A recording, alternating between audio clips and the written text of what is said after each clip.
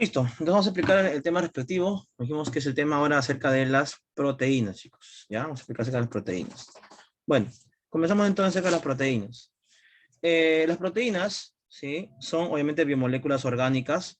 Hemos estudiado acerca de los carbohidratos y los lípidos, también las proteínas.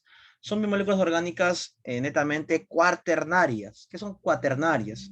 Cuaternarias quiere decir que están conformados por 4 elementos químicos. ¿Ok? Veremos que tiene carbono, tiene hidrógeno, tiene oxígeno y tiene nitrógeno. ¿Correcto? Vemos que estas proteínas entonces, ¿sí? Estas proteínas, aparte de ser proteínas compuestos orgánicos cuaternarios, están conformados por aminoácidos. Los aminoácidos son, digamos así, la mínima unidad que se encuentran en las proteínas.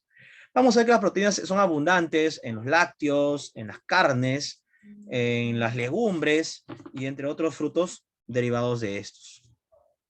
Vamos a ver que en el cuerpo humano las proteínas van a abundar en ciertos órganos o ciertas zonas. Si bien es cierto, todo tu cuerpo tiene proteínas, pero hay zonas de tu cuerpo que tienen mayor concentración o mayor porcentaje de proteínas. Hablamos, por ejemplo, de los huesos, los músculos especialmente, ¿no? La actina, la miosina, que son parte de esa zona, los cartílagos que tienen colágeno, por ejemplo, la piel que tiene queratina y la sangre, ¿no? Porque ya abunda la hemoglobina, ¿no? Son zonas donde hay gran cantidad de proteínas. Las proteínas poseen distintas funciones. Por ejemplo, la proteína posee una función hormonal. ¿Qué función hormonal? Hay proteínas con función reguladora. Es decir, hay proteínas, o hay hormonas, perdón, hechas a base de proteínas. Por ejemplo, la insulina es una hormona que se encarga de controlar los niveles de glucosa en la sangre. Y esta insulina es una proteína. Hay proteínas con función protectora, por ejemplo, la inmunoglobulina, o llamada también anticuerpo. Los anticuerpos son, en este caso, moléculas que se encuentran en la zona externa de un glóbulo blanco, y su función es detectar la presencia de antígenos. En este caso, que los agentes desconocidos o patógenos lo presentan. Hay proteínas con función de transporte, la hemoglobina, por ejemplo. ¿Qué transporta la hemoglobina? Transporta oxígeno y CO2 en la sangre. Y hay proteínas con función enzimática, como la rubisco. La rubisco, que es una enzima llamada la ribulosa carboxilasa oxidasa, que es una enzima que participa en la fotosíntesis, ¿no? Permite la fijación de CO2 en el proceso de la fase oscura de la fotosíntesis. La ferritina es una proteína de almacenamiento de hierro. Esta proteína va a almacenar hierro. También la tela de araña es un conjunto de proteínas, ¿no? Por eso debe a su estructura rígida. La rodopsina es una proteína con función receptora. Y la actina y la miosina son proteínas con función contráctil, ¿no? Es decir, el movimiento muscular en este caso, ¿no? Vemos que en la contracción y relajación muscular va a participar pues la actina, la miosina, aunque no son las únicas proteínas que participan en la contracción muscular. Hay más, pero estas dos son las más importantes. Vemos que las proteínas tienen un elevado peso molecular, ¿sí? Además, se difunden muy lentamente debido a que son muy pesadas. Por ende, no dializan con facilidad a través de membranas semipermeables. No dializan quiere decir que no pueden pasar con facilidad las membranas de las células. Son altamente específicas, es decir, las proteínas, hay proteínas para cada función. Proteína para el cabello, proteína para la piel, proteína en la uña, ¿no? Cada proteína tiene una función específica, ¿ya? Además, son desnaturalizables, es decir, es muy fácil que esas proteínas se puedan desnaturalizar. Ahora, ¿cómo una proteína se puede desnaturalizar? Hay muchos factores que pueden provocar su desnaturalización. Por ejemplo, la elevada o la baja temperatura, los cambios de pH, ¿sí? Son factores que tienen mucho que afectar o mucho que ver con la desnaturalización de una proteína. El monómero de esta proteína, ¿cuál es? Dije que era el aminoácido. Claro que sí, los aminoácidos son los monómeros de las proteínas. Y vemos ahí en la imagen la formación del enlace peptídico. El enlace peptídico es la formación del enlace entre aminoácidos. Si ustedes ven aquí, en la parte izquierda hay un aminoácido y en la parte derecha hay otro aminoácido. El OH de un aminoácido con el hidrógeno del NH2 del otro aminoácido se van a unir y formar el enlace peptídico. Si te percatas, este OH más H, ¿qué forma? Este H2O. ¿Y qué nos queda? Nos queda el CO con el NH. Ese CONH forma lo que está aquí, mira, el enlace peptídico. Ahora, este NH2, ¿cómo se llama? Aquí lo dice. El NH2 se llama grupo amino. Él es el NH2 o NH3. El grupo carboxilo es el COOH. Y la cadena lateral, también llamada radical, ¿no? Entonces, todo aminoácido, ¿qué tiene en común? Tiene su grupo amino, su grupo carboxilo y su carbono central. Profesor, ¿y el radical? Ese es lo diferente. Cada aminoácido tiene un diferente radical. Eso es lo que lo diferencia.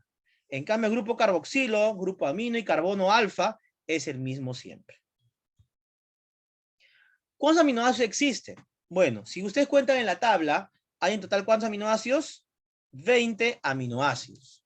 Esos 20 aminoácidos están distribuidos en 10 aminoácidos esenciales y 10 aminoácidos no esenciales. ¿Cuál es la diferencia entre un aminoácido esencial y un aminoácido no esencial? Que el aminoácido esencial, sí o sí, tú y yo tenemos que comerlo en nuestra dieta alimentaria. El aminoácido no esencial es el aminoácido que tú no necesitas consumirlo en las comidas, obligatoriamente. ¿Y por qué? Porque tu cuerpo ya lo fabrica. ¿Correcto? Es la diferencia entre esencial y no esencial.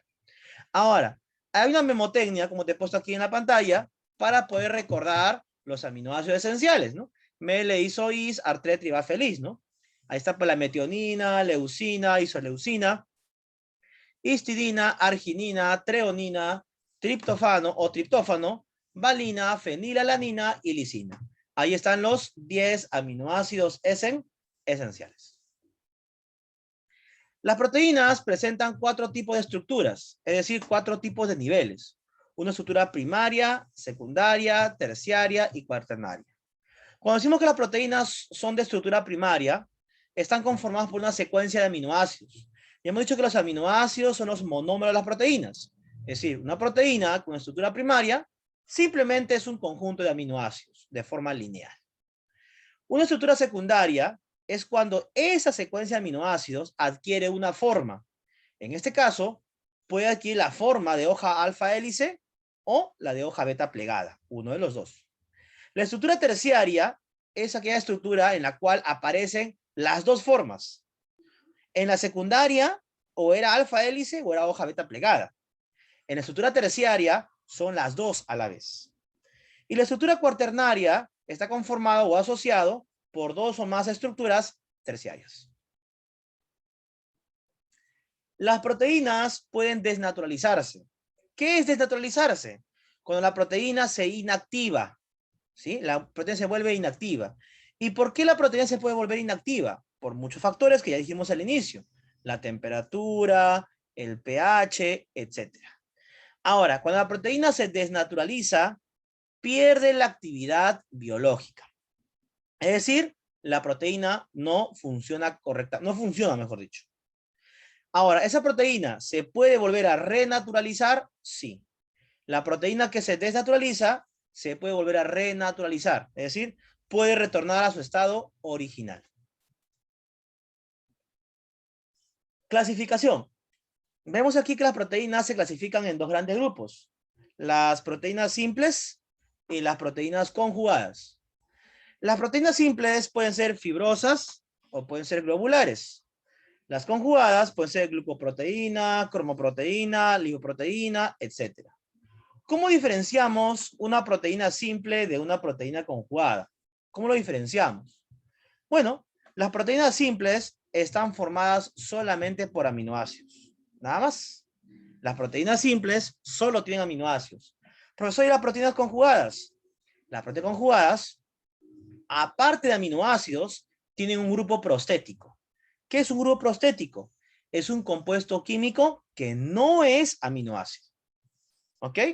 Vuelvo a repetir. Las proteínas simples están conformadas solamente por aminoácidos. Y las proteínas conjugadas, aparte de aminoácidos, ¿qué más tienen? Grupo prostético. Ahora, en las proteínas simples vemos que hay fibrosas y globulares. Y están las fibrosas. La queratina, por ejemplo, es una proteína fibrosa que se encuentra ¿dónde? En los pelos, en las uñas, en la lana, en los cuernos. El colágeno que se encuentra en los tendones, ¿verdad? Que se encuentra ahí insertado en los músculos. La miosina y la actina también, que se encuentra ¿dónde? En los músculos. Permite justamente el movimiento. La elastina es una proteína fibrosa que se encuentra en los vasos sanguíneos y en los ligamentos. Cuando hablamos de vasos sanguíneos, hablamos de venas, arterias y capilares. Por favor, su audio apaguen, por favor, hay algo prendido ahí. Y ligamentos, ¿no? Sabemos que los ligamentos, a ver, chicos, a ver. Ya.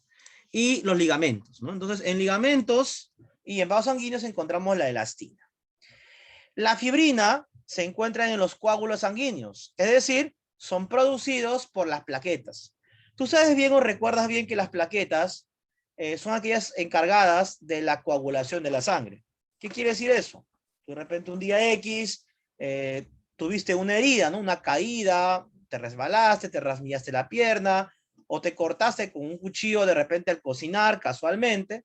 Entonces, al realizarte una laceración en la piel no hay sangre obviamente, pero el corte de repente fue más profundo y llegó hasta los vasitos, a los capilares de repente, y comenzó a salir sangre, ¿no?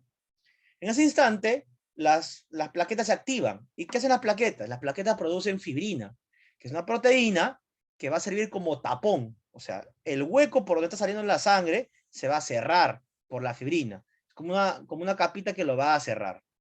Con el paso de las horas se comienza a secar esa fibrina. ¿En qué se convierte? En lo que tú conoces como costra. Claro, la costra es la fibrina que se ha secado. Pasan las horas, pasan los días, la piel se regenera, el vaso sanguíneo se regenera y automáticamente la costra cae porque ya se ha regenerado el tejido que había sido dañado. Veremos aquí las proteínas simples globulares. Se dice globulares por la forma que presenta, la forma esférica.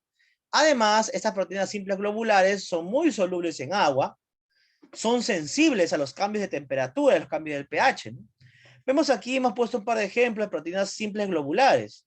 La albúmina, por ejemplo, que se encuentra en el huevo, ¿no? La ovoalbúmina, que se encuentra en la clara de huevo.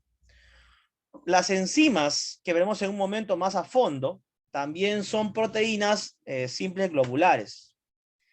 Ni qué decir de las histonas, ¿no? Que son proteínas que vemos en la parte media, que van a empaquetar al ADN, ¿sí? Empaquetan al ADN para formar al final de todo el proceso un cromosoma. Y por último, las inmunoglobulinas, ¿no? Que son una especie de proteínas globulares que hemos dicho que son función de defensa, no son anticuerpos.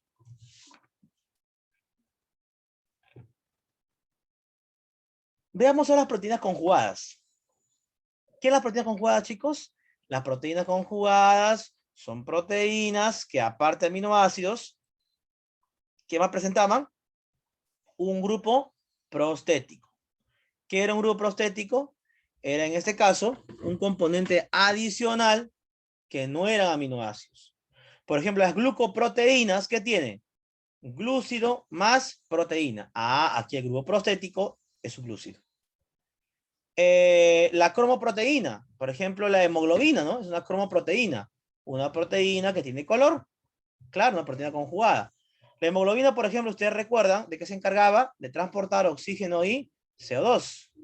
Ahora, la hemoglobina es la proteína de la sangre de los mamíferos. En ese caso de los vertebrados en general. Pero también hay otra proteína que se encuentra en la sangre de los invertebrados, que no es por si acaso la hemoglobina. En una mosca, en una araña, no hay hemoglobina, hay otra proteína. ¿Alguien sabe cómo se llama esa proteína que se encuentra en la sangre de los invertebrados? ¿Alguien conoce de repente? Proteína que se encuentra en la sangre de los invertebrados.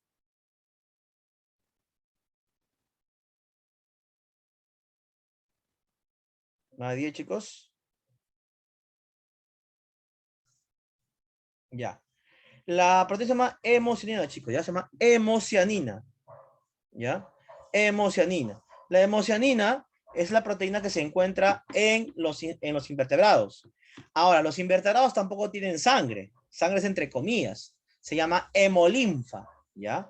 Es decir, la hemocianina es parte de la hemolinfa de los invertebrados. Ya hago esa aclaración. Seguimos.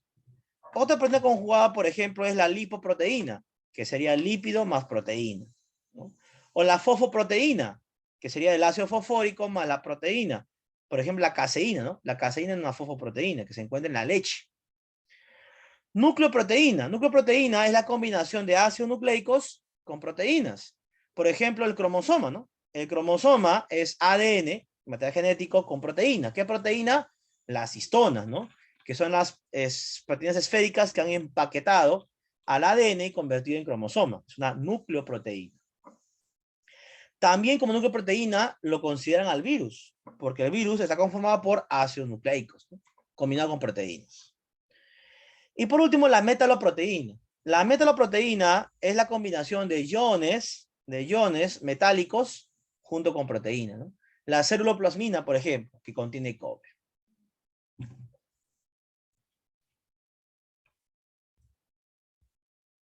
Siguiendo con el tema de proteínas, hablaremos ahora de las enzimas. Las enzimas, hemos dicho en su momento que eran un tipo de proteínas, pero aquí vamos a hablar un poco más de ellas, ya que esas moléculas, chicos, son muy importantes en nuestro organismo. Ojo, son muy importantes. Gracias a todas las enzimas, tú puedes digerir tu comida. Gracias a las enzimas, tú puedes crecer.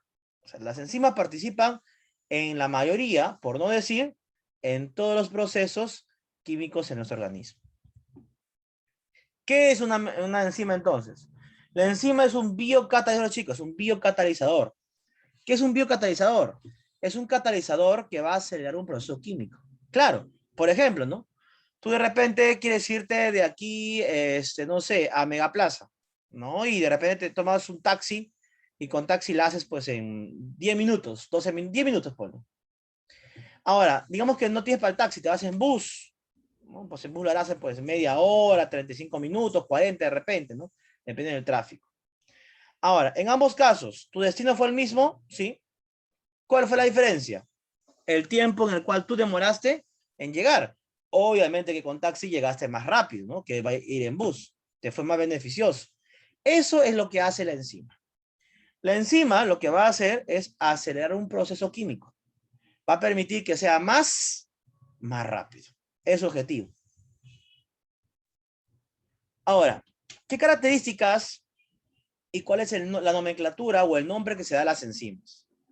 Las enzimas van a imprimir gran velocidad. Se van a permitir que los procesos sean más rápidos, que obviamente que es lo que se quiere. ¿Qué más? Existe una enorme desproporción entre la cantidad de enzimas y de la sustancia sobre la que actúa. ¿Qué quiere decir eso? Las enzimas, chicos, van a actuar sobre los sustratos. Son, digamos así, moléculas a las cuales van a desintegrar. Por ejemplo, para poder desintegrar proteínas, ¿qué encontramos? La proteasa. Para lípidos, lipasa. Para almidón, amilasa. O sea, cada molécula tiene su propia enzima que lo va a degradar, ¿sí? Termina la reacción, las enzimas se encuentran libres en condiciones de continuar su acción. ¿Qué quiere decir? Una vez que una enzima ya terminó de degradar una molécula, ahora va a pasar a la siguiente a hacer lo mismo. Nomenclatura. La mayoría de enzimas, si ustedes se percatan en el nombre, ¿en qué terminan? En asa, ¿no? Sacarasa, proteasa, maltasa, amilasa. Todo tiene en asa. Sí, es cierto. Los nombres de las enzimas siempre usualmente terminan en asa. Es lo más usual. Ahora, siempre hay pequeños detalles o ciertas excepciones. ¿Ya? Por ejemplo, la tialina, la pepsina y el cuajo son ejemplos de qué cosa? De enzimas que se han vulgarizado, ¿no? Es decir, no cumplen con la terminología presentada.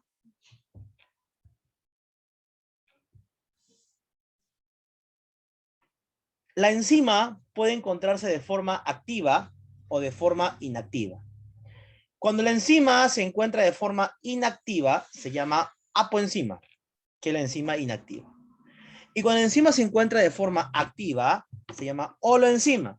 La holoenzima es la enzima activa. Ahora, ¿cómo es que la apoenzima se transforma en holoenzima? Por acción de la coenzima. ¿Y qué es la coenzima?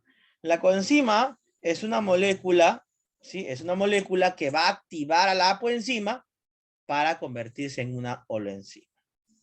Cabe mencionar que esta coenzima es un compuesto orgánico, ¿sí? Es un compuesto orgánico que va a permitir la activación de la apoenzima. Profesor, y aparte de la coenzima, ¿hay otro compuesto químico que podría activar a una apoenzima? Bueno, en esos casos, pues podemos hablar acerca de los llamados metales, ¿no?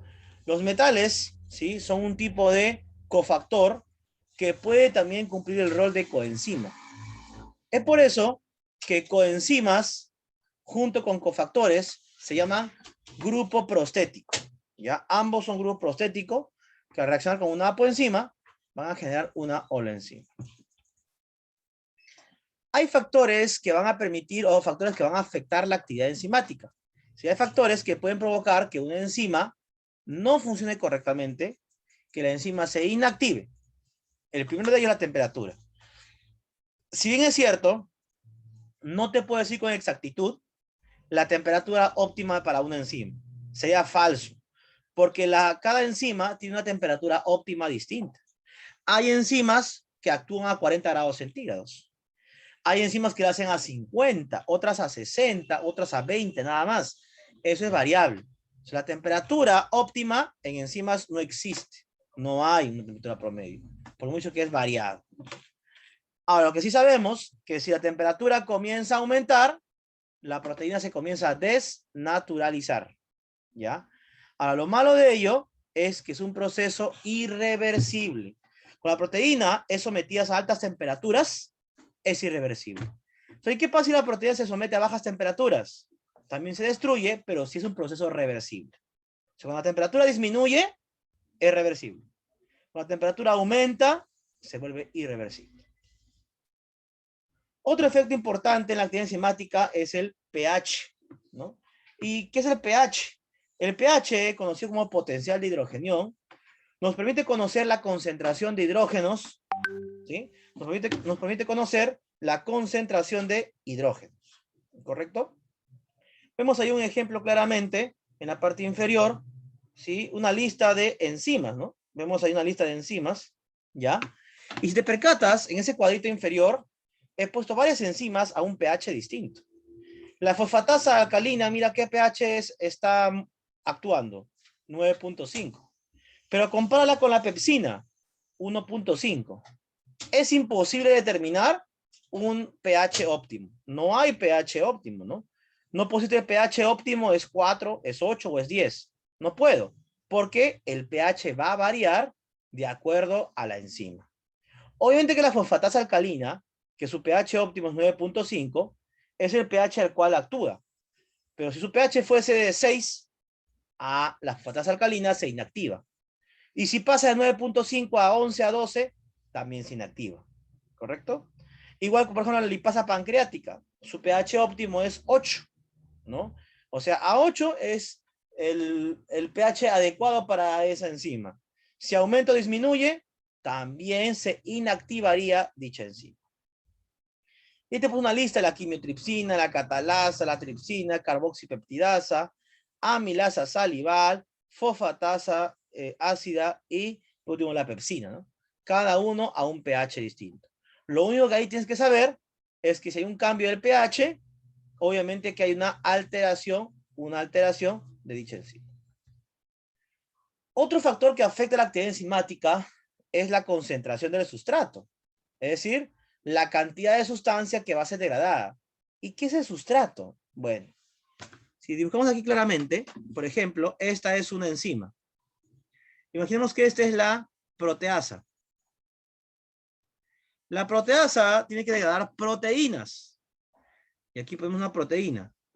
Y aquí viene la proteína. La proteína va a encajar con la proteasa. ¿Y qué se va a formar después? Esta enzima ya va a liberar los productos. Ahí están, mira, los productos. Que se han generado, ¿qué cosa? A partir de esta proteína. A partir de la proteína se han generado dos productos. Eso es lo que hace una enzima. Degrada a un sustrato. La proteína se llama sustrato. La proteína es sustrato degradada por, en este caso, por la enzima y genera luego productos, ¿no? Aquí, entonces, eso que está acá serían los productos. ¿Sí? Y ese es el sustrato. ¿Okay? Ahora, ¿es importante la concentración del sustrato? Claro que sí. ¿Qué le conviene a la enzima? ¿Que haya más o menos sustrato? Más sustrato, ¿no? Para que pueda degradar mayor cantidad. Eso le conviene.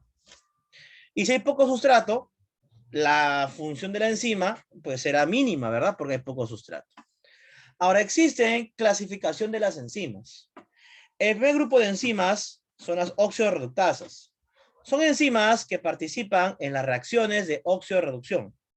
¿Qué es una reacción de oxidorreducción? Cuando hay transferencia de electrones. Por ejemplo, el lactato a piruvato ha habido transferencia de electrones. La enzima que participa ahí es la lactato deshidrogenasa. Una segunda clase son las transferasas. Como su mismo nombre lo dice, transfieren. ¿Qué van a transferir? Van a transferir grupos funcionales. ¿Ya? Grupos funcionales. 3, las hidrolasas. Se dice hidrolasas porque son enzimas que actúan en medios líquidos, porque van a hidrolizar. Viene hidrolasa, ¿no? De hidrolizar. ¿Ya? Ejemplo, las enzimas del estómago, pues. La lipasa, la peptidasa, son enzimas que están ¿dónde? En nuestro estómago, ¿verdad? Y van a hidrolizar, ¿no? Van a hidrolizar sustancias. La 4, que es las liasas. Ahora, ¿por qué hidrolizar? Porque mucho hidrolizar porque es un medio líquido. En la hidrólisis siempre participa el agua. Cuarta clase de enzima, las liasas. Son enzimas que van a romper enlaces solamente entre carbono-carbono, carbono-nitrógeno y carbono-oxígeno. Pero aquí, a diferencia de las hidrolasas, no hay participación de agua. Aquí no participa el agua como medio de, en este caso, de un medio para poder pueda funcionar la enzima. Las isomerasas son el quinto grupo de enzimas. Las isomerasas participan en reacciones de isomerización, ¿ya? ¿Y qué es una isomerización? Una isomerización es cuando en un compuesto químico, ¿sí? Hay un cambio de posición de un grupo funcional. Por ejemplo, vemos en la imagen inferior a la L-alanina, ¿sí? Se ha transformado en D-alanina y ha habido un cambio de ubicación. ¿Qué se ha cambiado de ubicación aquí? El NH3, ¿no? De la de izquierda se ha ido a la derecha. Entonces es una isomerización. La estructura química es la misma, pero hay un cambio de posición. Eso lo realiza una isomerasa. En este caso el ejemplo es la alanina racemasa. Por último está el sexto grupo de enzimas llamadas las ligasas. Las ligasas son enzimas que van a, en este caso, unir, van a ligar, van a juntar. Por ejemplo, el glutamato, ¿sí? El glutamato, junto con NH4 va a generar la glutamina. ¿Ya? Entonces, vemos que en las ligasas se van a unir moléculas. ¿Sí? Van a unirse moléculas. Ejemplo, la glutamina sintetasa, que va a sintetizar glutamina a partir de glutamato. Entonces, vamos a ver aquí las preguntas. Dice, las enzimas, ¿qué son las enzimas? A ver, las enzimas son proteínas catalizadoras, sí. Inorgánicos, no. Específicas y sensibles, también. No. La clave es la letra E, ¿no? La B y D son correctas. Son altamente específicas y son catalizadoras. D. 2. Variedad de proteínas que participan en la respuesta inmune. Los anticuerpos, ¿no? Dijimos las inmunoglobulinas. Las proteínas, a diferencia de los ácidos nucleicos, están conformados por aminoácidos. Las proteínas tienen aminoácidos. Las proteínas conjugadas, a diferencia de las simples, ¿qué poseen? Hemos dicho, grupo prostético, ¿verdad?